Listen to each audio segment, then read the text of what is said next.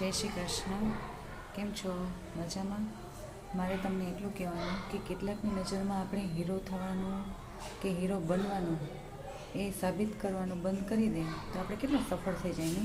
કેટલાકની નજરમાં આપણે નકામા, નવરા અને નિષ્ફળ માણસો હશું, પણ એ બધું પ્રૂફ કરવામાં અને સાબિત કરવામાં આપણે સમય ન બગાડતા તો ન બગાડીએ તો આપણે કેટલા માનસિક શાંતિ અનુભવીએ નહીં.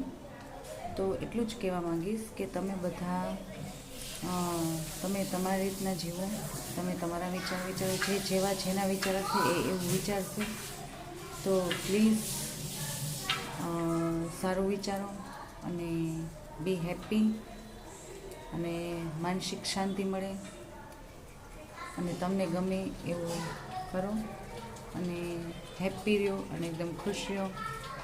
સ્ટ્રગલથી ભરેલી આ જિંદગી છે, તો એમાં પણ નાની નાની વાતોમાં નાની નાની નાજુકડી કોઈ બી વસ્તુમાં આનંદ અનુભવો અને હેપી રહો, ખુશ રહો અને તમે તમારી લાઈફ જીવો અને બધાને હેપી રાખો.